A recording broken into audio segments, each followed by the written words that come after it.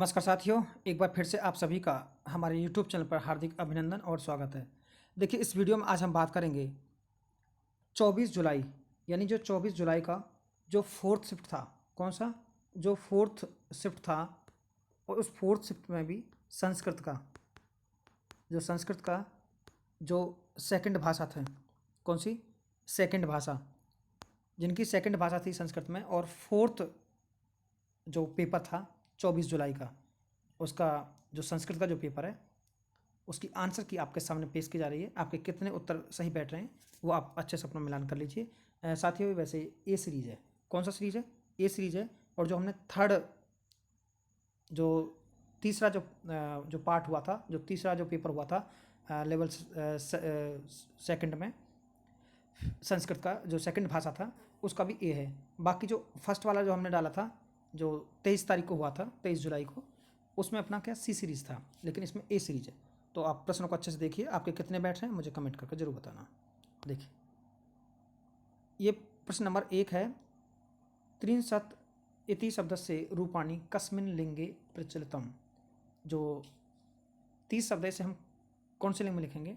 तो ऐसा बताया जाता है कि 29 से लेकर के 99 तक स्त्रीलिंग में गिने जाते हैं। कौन से में? स्त्रीलिंग। तो इसका उत्तर हो जाएगा स्त्रीलिंग।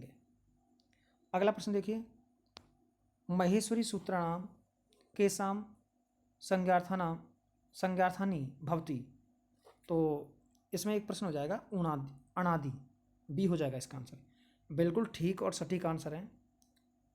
और जो मान्य जो होगी वो बोर्ड की होगी, लेकिन यह 100% अपनी तरफ से ये बिल्कुल ठीक उत्तर है। 63वां क्वेश्चन है, अनुस्वार से उच्चारण स्थानम किम। तो इसका हो जाएगा नासिका। 63 का क्या हो जाएगा? नासिका। और जो 64वां क्वेश्चन है, लिरी वर्ण से कति भेदा सिद्धांत कौमुदी अनुसार है संति।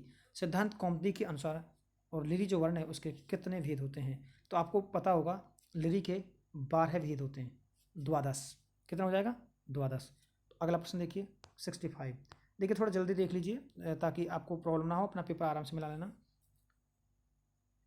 कृषकेन घट भित्त वाक्यम पद संशोधित। तो इस प्रश्न को आपको संशोधित करके लिखना था। इसका आंसर हो जाएगा सी। आप मिला लेना अपना प्रश्न, बिल्कुल राइट आंसर है। और 66 यानी 66वां क्वेश्चन है, इसका उत्तर हो जाएगा 66 का, इसका भी बी उत्तर है। क्या वो है? देव है राक्षस है अलम वाक्यम विद।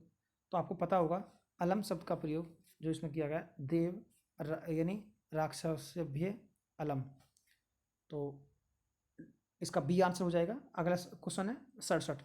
कर्ता कार्यम इच्छतम इच्छति वाक्य में कर्मवाच्य परिवर्तनम। इसको कर्मवाच्य में परिवर्तन करना है। Question number 67 B. तो इसका आंसर हो जाएगा बी वाला। अगला क्वेश्चन देखिए, 68। शिक्षक शिष्य पर क्रोध करता है, अत्र संस्कृत अनुवाद करनी है। इसका संस्कृत में अनुवाद करना है, 68 में है। तो उत्तर हो जाएगा इसका, शिक्षक है शिष्यम से क्रुध्यति। तो आंसर हो जाएगा ए वाला आंसर। अगर आपका ठीक है तो आप बिल्कुल ठीक है। निम्नलिखित वाक्यसु शुद्ध वाक्यम किम। इन वाक्यों में शुद्ध वाक्य कौन सा है वो आपको देखना है। तो इसका हो जाएगा धीरा निश्चितार्थ ने विरमंती। तो ये हो जाएगा इसका सी आंसर। अगला क्वेश्चन देखिए, 70 में क्या होगा? 70वां जो क्वेश्चन है, इसमें क्या होगा?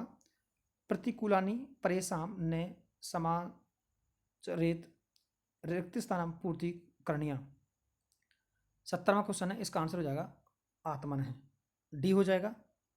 अगला प्रश्न है, सुकरात विधि एतस्य विधि परम अप नामम किम। इसका अपर जो नाम होगा सुकरात विधि का दूसरा नाम, आपने अच्छे से पढ़ा होगा। इसका हो जाएगा प्रश्नोत्तर विधि। 71 में ये हो जाएगा। 72वां क्वेश्चन है, कथन कौशले मुख्यतः कस्य अधिकम महत्वम अस्ति। जो कथन कौशल है वो उसका मुख्य महत्व या महत्व जो होता है वो किस में अधिक होता है?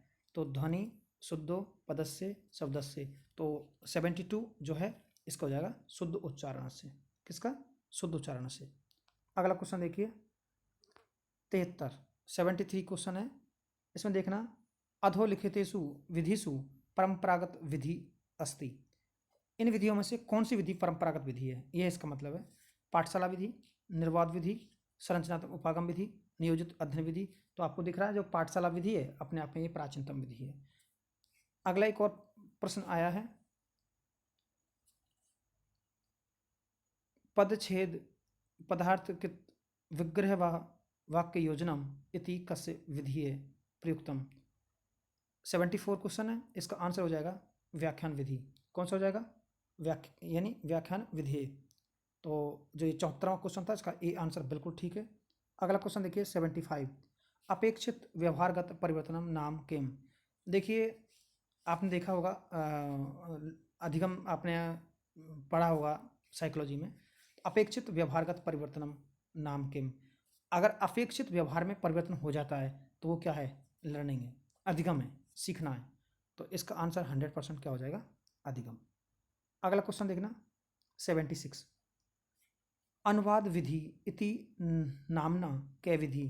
जो अनुवाद विधि है वह कौन सी विधि है इनमें से, निम्न में से, वो एक बतानी है आपको। तो आंसर में ऑप्शन लिखे हुए हैं, पाठशाला विधि, प्रत्यक्ष विधि, भंडारकर विधि और पाठ्य पुस्तक विधि। तो साथियों इसका जो 99% जो उत्तर है वो होगा भंडारकर विधि। कौन सा होगा? भंडारकर विधि। भंडारकर विधि ये एक अनुवाद विधि है। आगे है 77 प्रश्न है, मूल्यांकनम इति कीदृश प्रक्रिया अस्ति। मूल्यांकन की जो प्रक्रिया है वो कैसी है? तो स्थिरता, अवरुद्धता, प्रतिबद्धता, सतत। तो साफ दिख रहा है सतत प्रक्रिया। क्वेश्चन नंबर 78, अनुपातस्य क्रमश्चयनीयम् इति किम। तो इसका आंसर आप विभिन्न प्रकार से नया नया लगा रहे होंगे, लेकिन जो 78 वाला क्वेश्चन है इसका हो जाएगा आंसर शिक्षण सिद्धांत। शिक्षण सूत्र नहीं होगा इसका, शिक्षण सिद्धांत। अगला क्वेश्चन, अधोलिखितेषु श्रव्य साधनम नास्ति। इनमें से श्रव्य साधन कौन सा नहीं है? तो जिसे सुन सकते हैं केवल, रेडियो, दूरदर्शनम, ध्वनि अभिलेख यंत्रम और प्रकृतिम।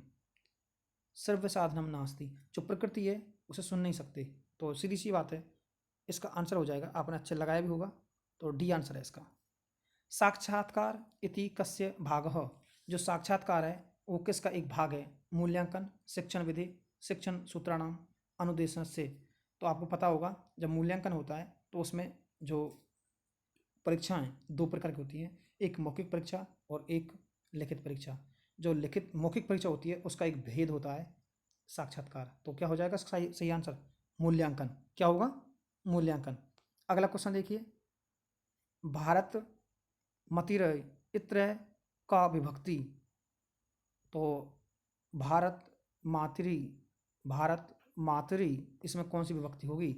तो 81 वाला क्वेश्चन है, इसका आंसर हो जाएगा सप्तमी।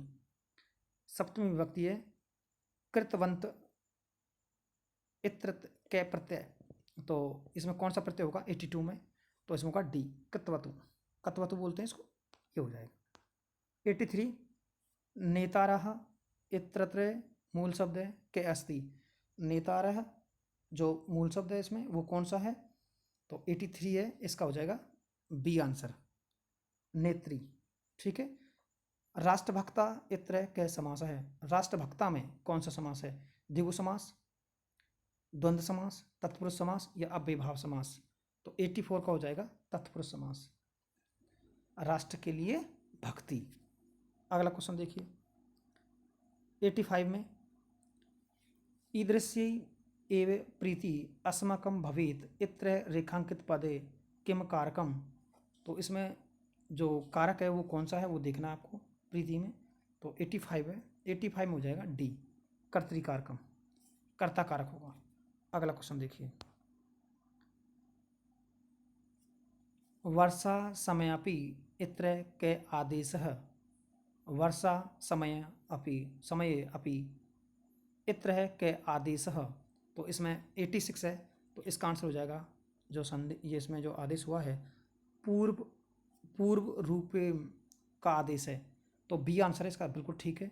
शरत डैश प्रसन्नम सलिलम चकास्ति इत्र विशेष्य पदम किम। इसमें विशेष्य पद कौन सा है ये आपको देखना है। 87 में हो जाएगा सलिलम। अगला क्वेश्चन है सरह सु इत्रत्य किम लिंग अस्ति लिंगम अस्ति। इसमें लिंग कौन सा होगा? 88, इसमें होगा सी आंसर। कौन सा होगा? सी आंसर होगा नपुंसकलिंग। विहाय इत्र के प्रत्यय, तो विहाय पहले भी उपसर्ग है और बाद में प्रत्यय है, तो आपको साफ दिख रहा होगा इसमें लय पे प्रत्यय है। अगला क्वेश्चन देखना, अस्मिन उपर्युक्त लिखते पद्ये किम छंदम वर्तते। इसमें कौन सा छंद होगा ये आपको देखना है। तो 90 में हो जाएगा। देखिए अगर आप देखना चाहते हैं तो इसमें क्या है,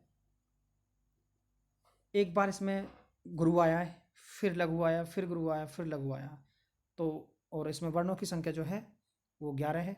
तो आप लोगों को पता लग गया होगा जो मिश्र छंद होगा वो उपजाति हो जाएगा, क्योंकि इंद्र वज्रा भी नहीं है इसमें, उपंद्र वज्रा भी नहीं है, दोनों का मिश्रण है। तो साथियों आपके कितने ठीक बैठ रहे हैं मुझे ज़रूर कमेंट कर बताना। हम आपको हिंदी और समाज विज्ञान का जो SST का पेपर है उसका सॉल्यूशन सुबह 6-7 बजे तक आपको मिल जाएगा 100%। हम आपके लिए उपस्थित रहेंगे। साथियों चैनल को सब्सक्राइब कर दें ताकि आपको नोटिफिकेशन प्राप्त हो जाए। थैंक यू, धन्यवाद।